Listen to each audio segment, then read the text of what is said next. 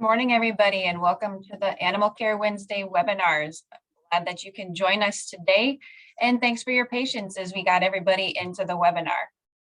If you have any troubles today, please use the chat feature and communicate those with me, and we'll get those taken care of.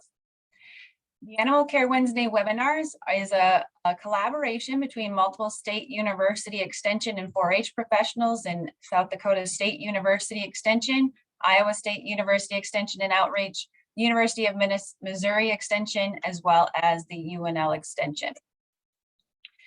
Today we will have a great topic with a great speaker lined up today. Many of you may know them if you're coming from the state of Iowa. And what we are going to be looking at today is partnerships across our fair boards, our extension professionals, and really having those great working relationships to make sure that we have the best animal care possible with our fairs and shows.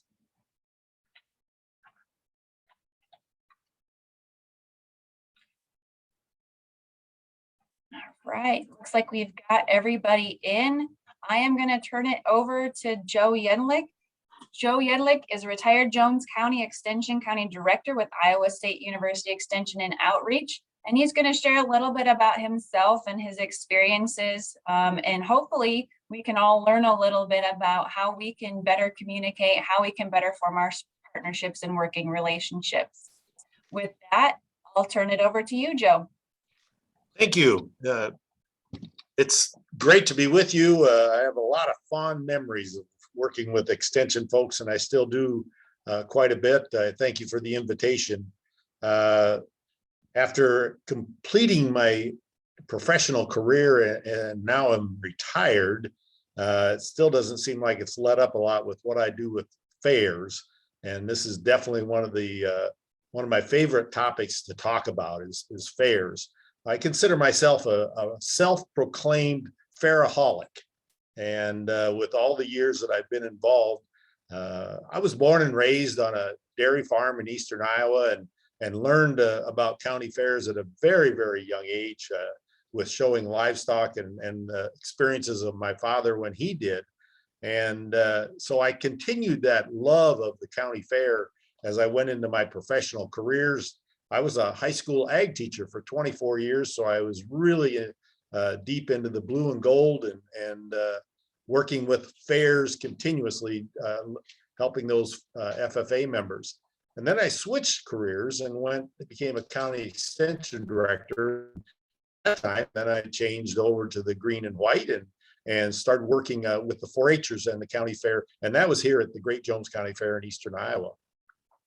During that time as a county extension director is when I really got knee deep into the workings of the fair industry. I was looking at it from a little bit different perspective and in the ideas of what a fair was put together, how it was put together, who it involved in operating the entire fair, not just that segment of the youth program. And I worked with the associations involved with fairs, the Association of Iowa Fairs, the International Association of Fairs and Expositions, and actually completed the Institute of Fair Management training and got certified in volunteer fair management. So I've been working with fairs and with my experience from the FFA, from the 4-H and extension, and from the fair aspect. And that's where I put together the information that I share with people and have been sharing since that time.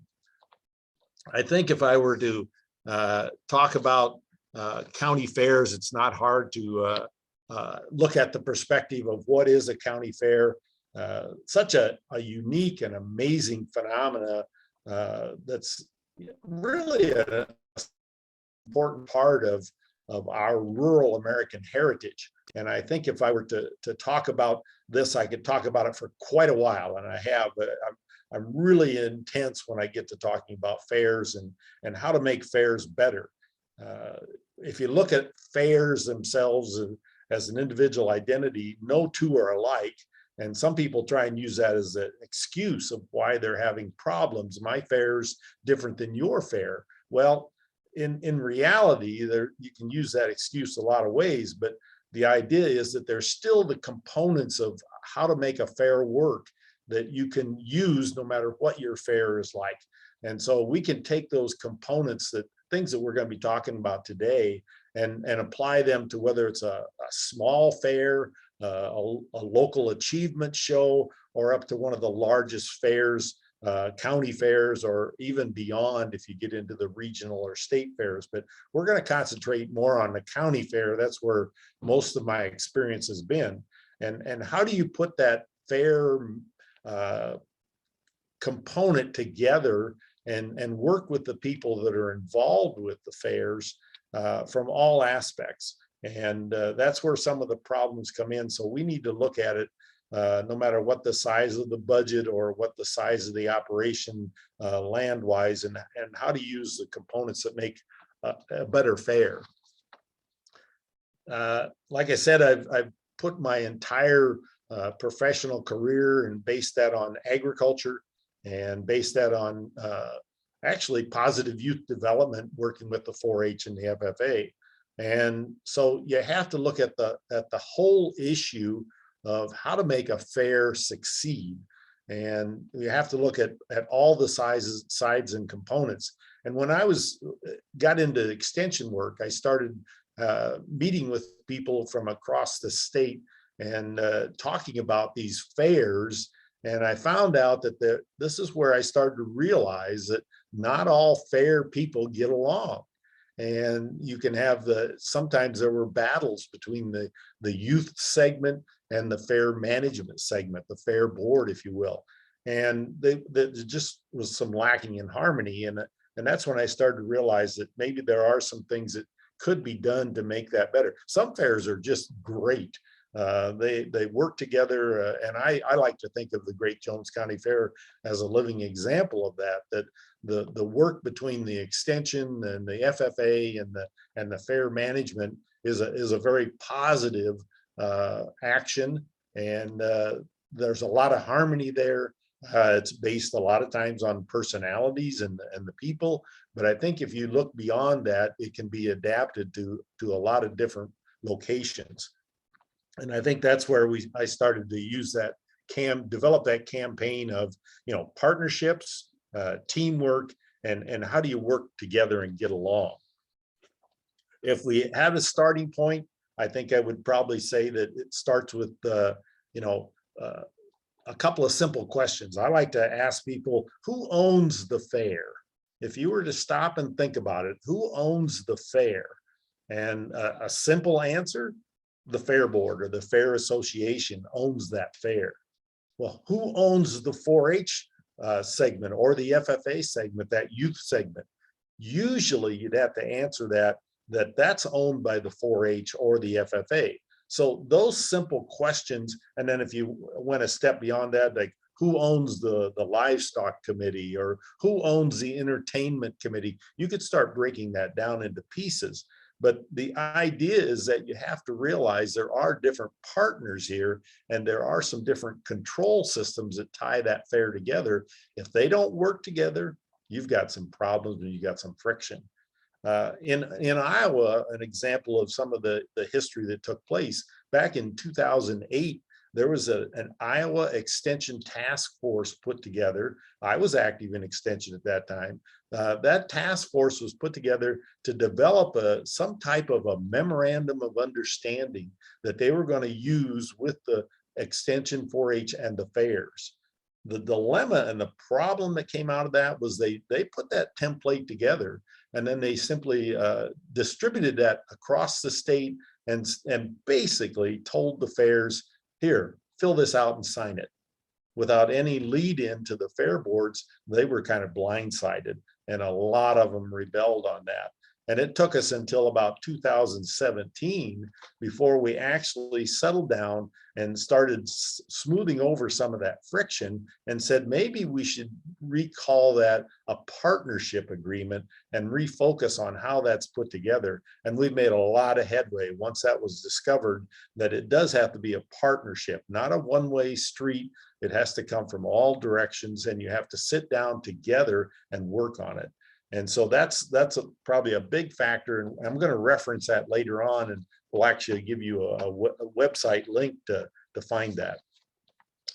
Talking about the fair and all the aspects, all the different players that are there, it's pretty easy to see that you do have to have some type of a system to get those players all on the same page and develop that team. And I think there's the old saying back in sports, there's no I in the word team. So you have to look at it that way and say, all right, when I start coming up with some new ideas, there's other people that I have to share them with and let them work on those same aspects. And then we can see if we can turn that into actually a solution. It's not just a one-way street. You have to trust in all of those players. Okay, so who are the players? Who should be involved in this? We look at in our basic partnership agreement that we started to put together is that you usually start with the Fair Board, the Extension, and the FFA. When we started that original planning, we thought it was just two pieces, the Fair Board and the Extension and 4-H, and forgot about the fact that in most county fairs, FFA is a big player. How much they want to share in the responsibility maybe has to be adjusted. There probably is more responsibility of the Fair Board and the Extension to 4-H, but don't forget the FFA and where they fit in and how they fit in, and the role of these schools and their approval of what that ag teacher and those ag students, because there's some liability carry over there and they're going to want to know about it. And a big segment from all three of those partners does have to be that you've got to have volunteers. You've got to have dedicated volunteers, and sometimes there lies some of the friction and problems in how these volunteers, they're not trained the same as all the extension staff or as all the ag teachers or as all the Fair Board members, knowing the whole picture on a 12-month basis. So working with those volunteers, they have to be trained and have to get that full message somewhere. So looking at your job as extension people and where you fit in, depending on what your title is, what your role is in your area, figure out how you can be a player in some of these segments. All of them have to be knowledgeable, and all of them have to be willing to work on this as a team project.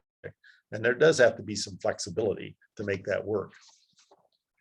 Did a survey that is probably about 7 years old now, but simply at one of our extension meetings, a state meeting, we did a survey of all the youth staff that attended that, and they represented probably about 75% of the counties at that time.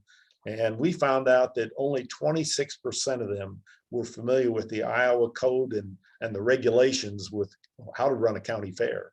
And so there lies a little bit of a statement, the fact that are the people educated? And I look to say from both sides, we could go back and run the same survey of the state, of the Fair Board people, and ask them how many of them really know the rules of 4-H and the regulations that go with that. And that came to light a little bit in the past year with the pandemic, and when they had the 4-H was making some changes and the fairs didn't want to make changes, that became a problem. So you have to know the rules from both sides. If we talk about the issues, what are we dealing with when we say you have to know what's going on, you have to know it from both sides? What am I talking about? I would say that I'm talking about these points that are listed on the slide. When I talked about rules, regulations, codes, I talked about mission and purpose. Some of those are pretty basic, but if you're trying to, if the Fair Board's trying to follow their mission and their purpose, is the youth program fully aware of what that is and what their direction is? They might want it all pertaining to youth, whereas the fair might have some other aspects of entertainment and other community service type activities that they have to be looking at the same time. And so there's a lot of that factor that has to be mellowed out and shared to make it a full partnership and team action. That communication and promotion definitely becomes a factor that has to be dealt with. when you talk about promoting the whole fair versus promoting just the youth segment. There's a lot more to that, and how that advertising and actions take place, and the communication of all the things that are involved. A lot of times the youth staff are not fully aware of the depth of a fair, depending on how big the fair is. And when I'm talking from experience, I'm talking from the Great Jones County Fair. And our fair is, I would say, one of the largest county fairs, especially budget wise, in the state of Iowa. And so we had to look at all the aspects of what we're doing, and tying together the grandstand entertainment and the food court and the other types of commercial vendors. And so there's a lot to it besides just the livestock barns. When you talk about all the aspects that are tied together with understanding from the fair side or understanding from the youth side, the same holds true. When the 4-H walks into the fair board and says, we need a new animal identification system, or we have some new child protection rules that have to be in place, and all the volunteers have to be screened, and that type of thing, you can catch a fair board off guard with some of those desires and changes that they want to make. And so that's where some of that friction could occur, and we need to make sure that we're ahead of the game on that.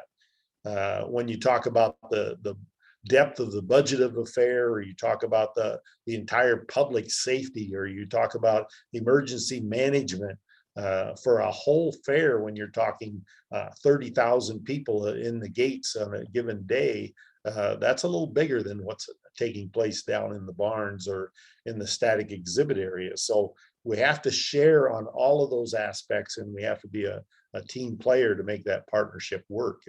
If we only put on our blinders and look at that funnel vision, we're not going to see the whole picture. So as those rules start to change, as those layouts of the fair start to change, the map looks different. Those things have to be kept in mind. The scheduling of how the fair is going to fall into place, it has to be a shared experience. And it's not hard to understand that the partnership, because if you don't do that, then you're not only affecting the partners, but you're affecting how the participants that come to the fair and how that community involvement is going to be. So it's got to be that team effort to keep that system going, and to keep away from the confusion that could show up. Somebody skips over duties that don't get done, and whether there's a safety issue. I look at that consistency factor. Is any of this written down? And that's where talking about a partnership, a full partnership agreement is including that documentation. And some fairs, when we started that way back in that memorandum of understanding, couldn't understand why we had to write it down. Everything was working fine. Why do I need to write it down? And I said, well, what if somebody leaves? What if one of those initial key characters all of a sudden is no longer with the program for some reason? Changing of the staff. We know that there's changes in the extension office periodically, and when you are changing in the fair management, changing of the fair board members, if you don't have things written down, you've got a gap in the operation. You're relying strictly on experience of those individuals that are there. So we need to have somebody that's keeping score, and that documentation of what is going to take place so that it continues on. So you put those pieces together into a partnership. You develop those the direction that you want to go, the goals, that has to be shared. Otherwise, you've got people going in two different directions, and they're not seeing the whole picture. And so we've got to get that all on the same page and talking about it, sharing those responsibilities, the give and take of the operation. I think probably communication is one of the key factors. If I were to pull up one item, I'd say, how often is the fair board, the fair management, and the extension office and the FFA sharing together? How much do they communicate, and how do they do that? When we designed our new Youth Development Center here at the Great Jones County Fair, it included the fair office and the extension office all in the same building. And one unique factor is that we have a doorway between those two offices, and originally that door was very seldom closed, so that the fair office and the extension office were sharing on a continuous. We trusted each other, we worked together, and that's the type of thing that, we could tell when something was, is there a hidden agenda? If so, what is that aimed at? If something was going wrong, can we share on how to fix that? And so the idea of that communication is probably the number one factor that I see in making that partnership work. And along with that includes the respect and understanding that takes place when you do that, when you work together, and you realize that, I have a really good idea and I think it's fantastic, but will it work? And by sharing that, that's where you find out if all the pieces can fall into place, and that working as cooperation together. It's a real important factor when it comes to sharing those responsibilities and those procedures, the liabilities. All of those factors fall into place when you put together a good partnership. That becomes a working model that I think really carries a lot of weight. So I've talked about the partnership agreement, and I think that a lot went into putting that together. This was started in 2017. A statewide committee put together on behalf of Iowa State University, and especially concentrating in the youth program. But the university was cooperating on that in the extension service. And originally it started with the county fair people, and it started with the extension. But then we realized that when we got down to the table that we were missing that third component, and that was the school districts, because of the FFA program and the youth. So we started looking at all the table was open, put anything on the table that related to county fairs, and what needed to be worked on. If there was problems out there, if there was hesitation on the teamwork, if there was lack of communication, whatever it was, we put everything on the table, and we started trying to develop some way that we could give document to each of the counties and say, see how this applies to your county fair. And one of the big factors that came out of that was the fact that you could start these talks, you could work on a partnership agreement, and then all of a sudden there was personnel turnover, or there was procedural updates. And we definitely can attest to that procedural changes with last year's pandemic and the COVID situation. How did we adjust, and how was that accepted throughout the fair? And if a good partnership was there, then they worked together to solve the situations of a modified county fair that needed to take place. But when you look at those procedural changes, those personnel turnovers, a lot of fair boards is that I've been around, made up of a lot of the good old boys. And I'm not saying anything bad about the good old boys, but you have to realize that they're not going to be there forever.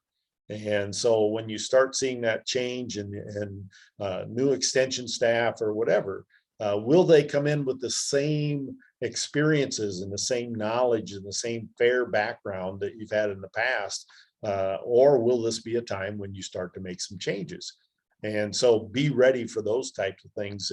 And when we talk about the changing of whether it be what the pandemic caused us to do, or just talking about technology changes and talking about the need for updates and the risk management and livestock quality assurance and all. If you haven't communicated back and forth with both sides of there may be some gaps in that word. Why do we need to change, or why do we need to do that?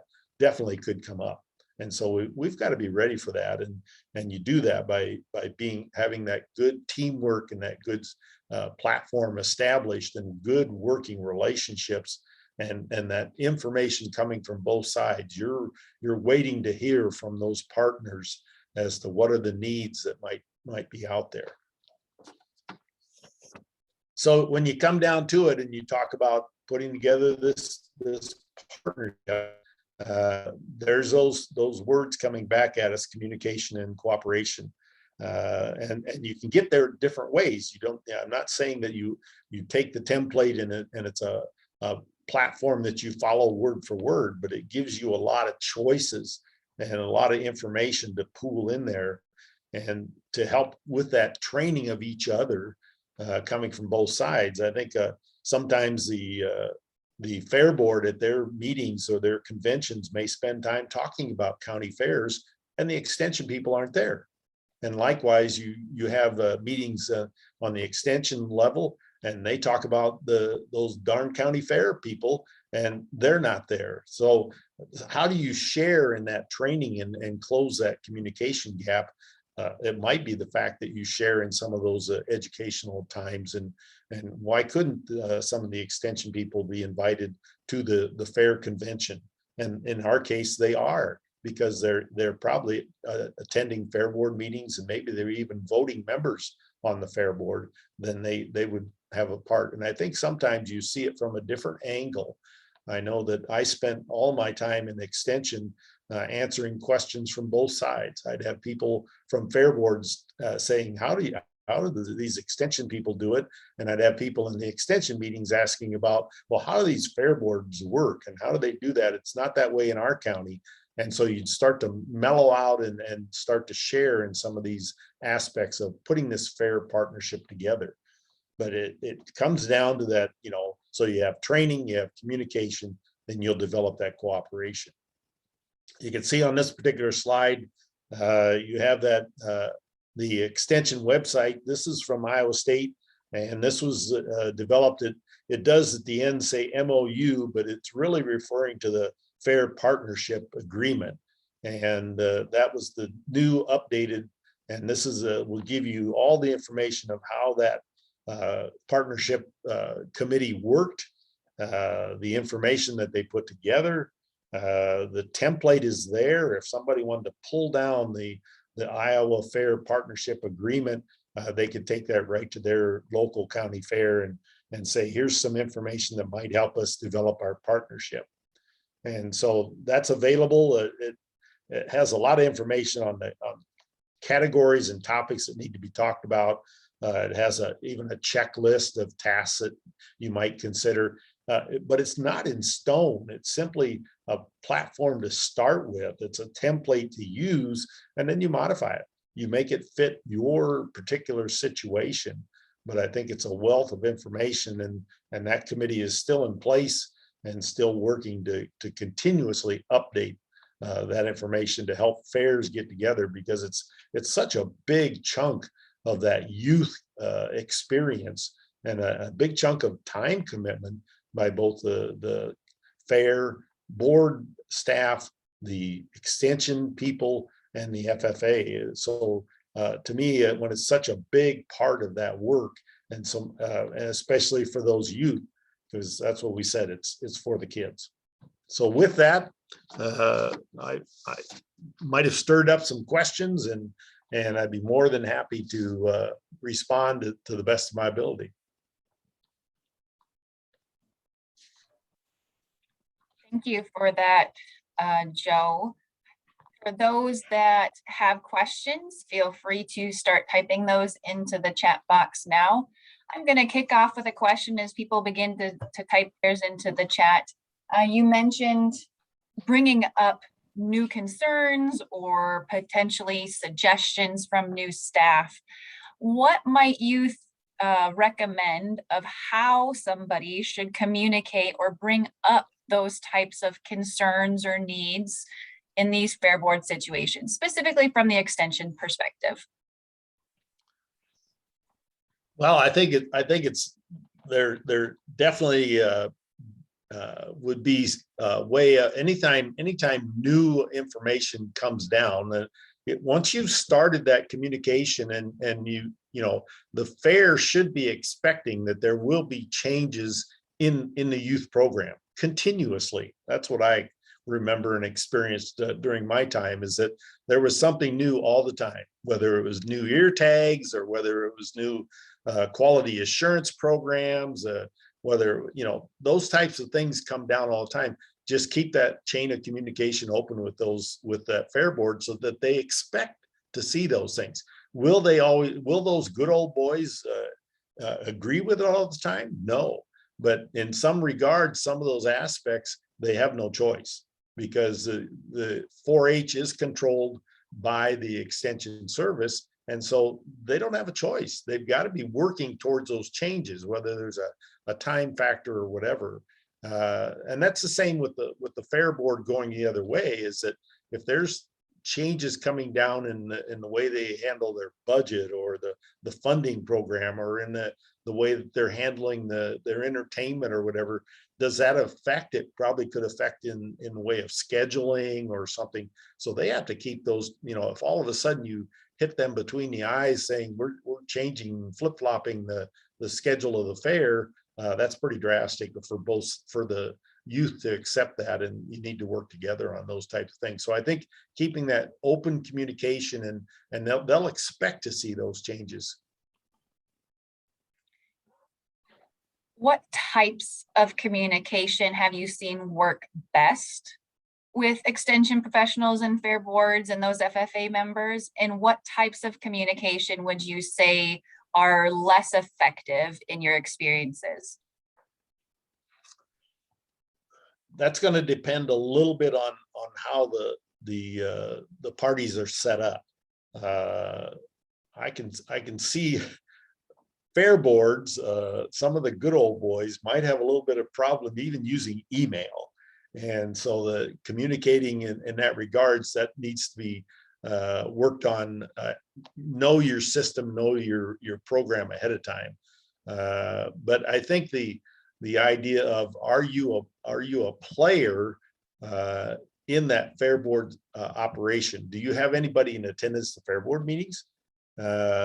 In our system here at the Great Jones County Fair, when I came, I just automatically thought, well, I better go to fair board meetings. That's fair is a pretty big chunk, and that's where some of my interest lies. And so I was going to the fair board meetings, and there was actually a voting position on the fair board for a representative from the Extension Council.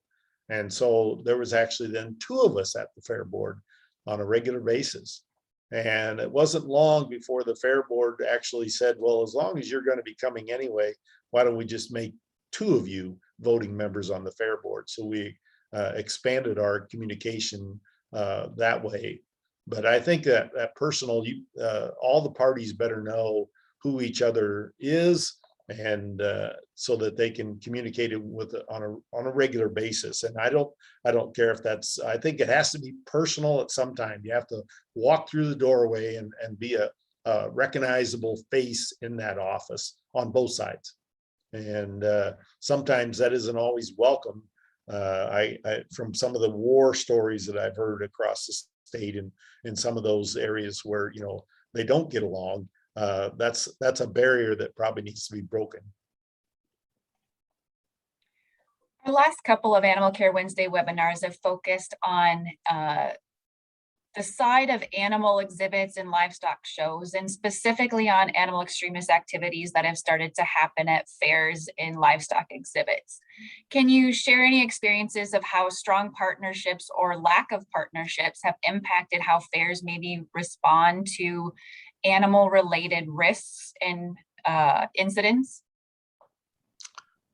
Yeah, I actually serve as an educator with the International Association of Fairs and Exhibitions. So I was very familiar with Marla's presentation and how Marla is such an excellent spokesperson for the fairs, and enjoyed her presentation your last month. But I think that by keeping that channel of communication open, that that helps the 4-H to know that the fair board is behind them and supporting them and there to help cover the situation. I think we're trained in a lot of our emergency management programs that there needs to be one spokesperson for the fair, and that spokesperson should be the fair manager, as far as I'm concerned. And by working together, we accept that, and we know that that fair manager will be serving the entire fair program, and that includes the youth program and the livestock shows.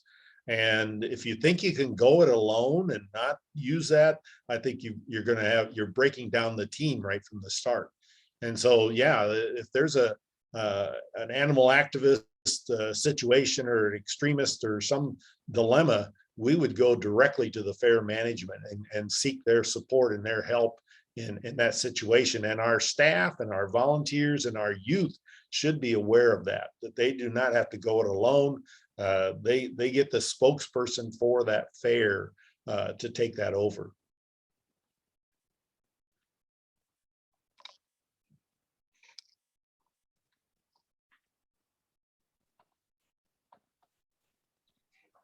Thank you for those tips, Joe. I'm not seeing any additional questions in the chat, so I think we'll kind of round out with this last question. If you could provide kind of your takeaway message to new extension staff trying to learn the ropes of engaging with fair boards and establishing that positive experience, what would be your key takeaway message? I think the first thing that if I was a new extension person coming in and I was, number one is I'd probably have to analyze what is my fair experience, what my background in fairs, and how do I look at fairs, and how do I decide on what my role is going to be from my aspect as an extension person. And at the same time, I need to educate myself as to what is the fair, how does the fair operate, and how does the fair program work. And you're not always going to be in agreement. Your background might be really, really strong, and all of a sudden you're in a county that has a weak county fair. And so now you're going to have to look at it as, what can I do to help that county fair? What can I do to improve from my aspect by letting him know what my goals are. So I think that chain of communication, knowing that you're not always going to be in a perfect situation, and what can you do to improve that situation, and how can you help educate the other side of the partnership so that you're all on the same page. I think those types of attitudes will break down a lot of the barriers that we have, because we always have that changing of the personnel, and so working together is got to be one of the main goals, that you don't try and do it all alone, because you'll be butting your head up against some hard times if you do that. So look for that opportunity to communicate and cooperate and share and develop that team partnership attitude. That's great. I see a couple of questions rolling in here. So first question, what suggestions would you have for a 4-H extension professional who attends fair board meetings, and it is very obvious that many of the fair board members are annoyed and don't pay attention when that professional brings up anything regarding to 4-H programs? Depends on, yeah, and I hear that a lot from different parts of the state, the different structures of the county fair and how that's put together. And there are some, I've heard stories where they don't get invited to the fair board meeting, they don't belong there. I think it's wrong. I don't know if I can get that changed, but we definitely try and tell the story through the fair association and to those members that the how to get those players working together, and knowing that type of fair probably doesn't realize that they don't own the 4-H program. and the 4-H program could pick up and walk away and go start their own achievement show or whatever, and leave that county fair high and dry. And so, and I know that's happened. I know examples of where that's taken place. So if there was ways that we could try and, get together to try and introduce some of that, those ideas, so for example, working together, when we talk about working together, you might only be able to see me on the screen, but there's 2 other people in this room with this presentation. One is the fair manager, and one is the county extension director. So we're in this together, and it almost always works that way. That's what I've experienced since I've been part of extension. When I started with the program here in Jones County, the doors are always open. So try to figure out how to show that other side where you're coming from. We're not saying that the fair is wrong. We're not saying that the fair is bad, but there's a misconception in there that if they're not accepting the youth segment as an important player, that all they want them to do is follow behind me. That's not right. Great. Second question comes in here. If there is a good relationship between Fair Board and Extension, but you can't get a lot of community help, what is your suggestion to get the help you need? That's a good question. You're reaching into that area of the volunteers, community support. I would assume that if there's not community support, there's some background story behind that.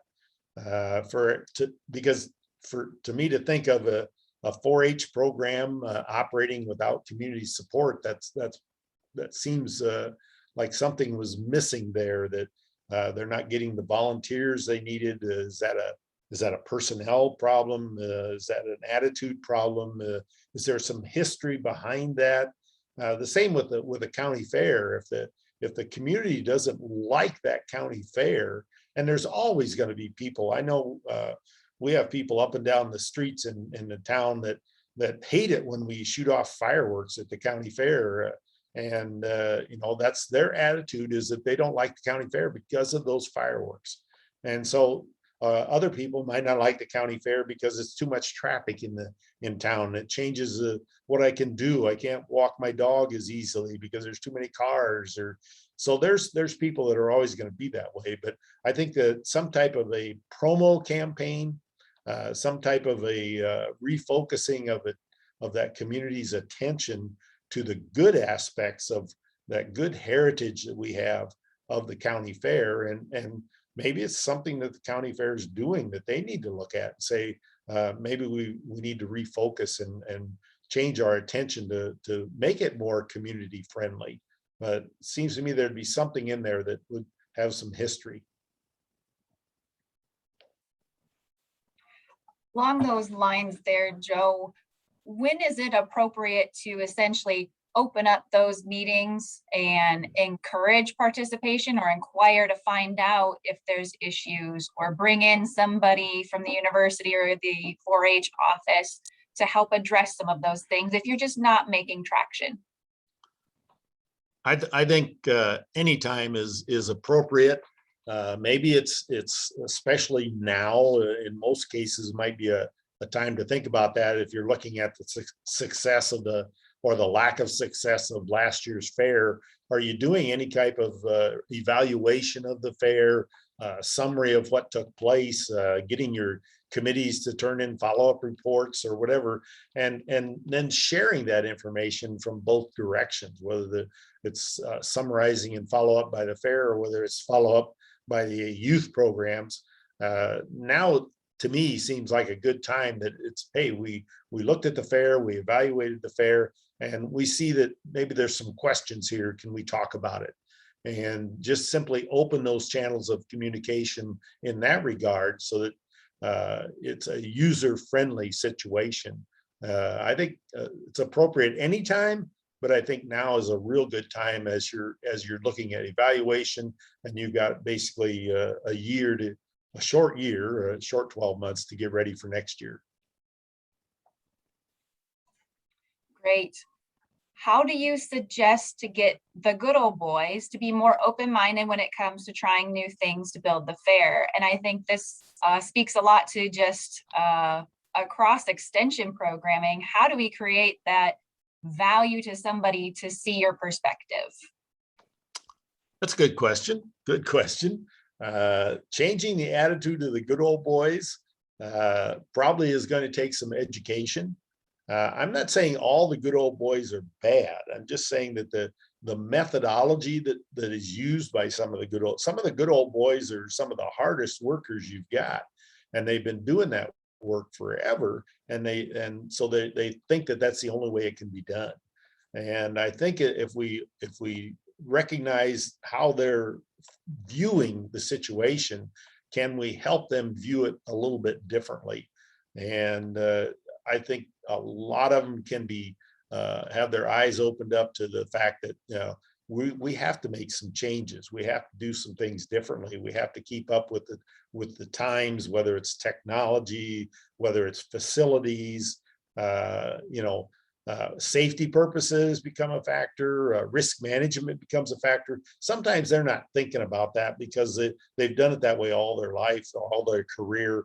And so, but I think it's realizing that times are changing, and that's not always good. It's not always bad. It's just the fact that you've got to be able to adjust and to work with that. So take small steps, introduce some simple ideas or some simple concepts that will help them start to open their eyes and see some, not that you're trying to change the world overnight.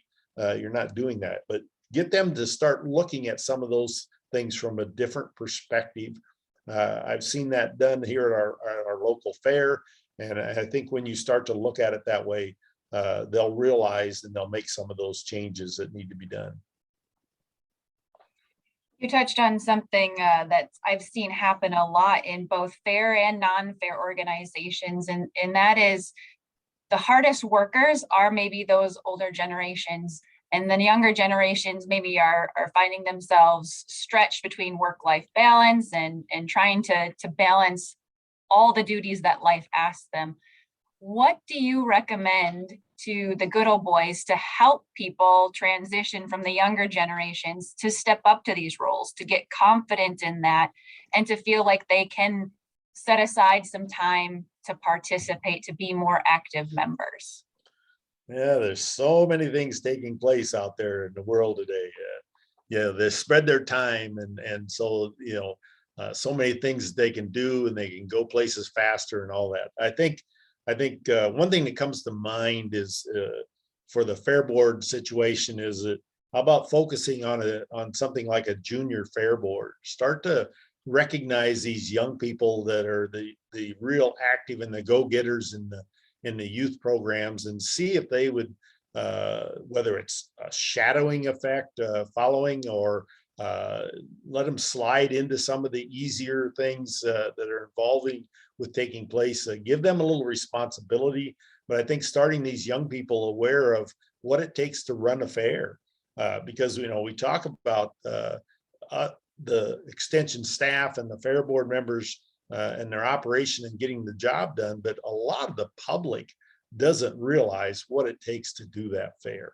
That it's a 12-month operation, and it just all of a sudden ends up in the 5 greatest days of summer.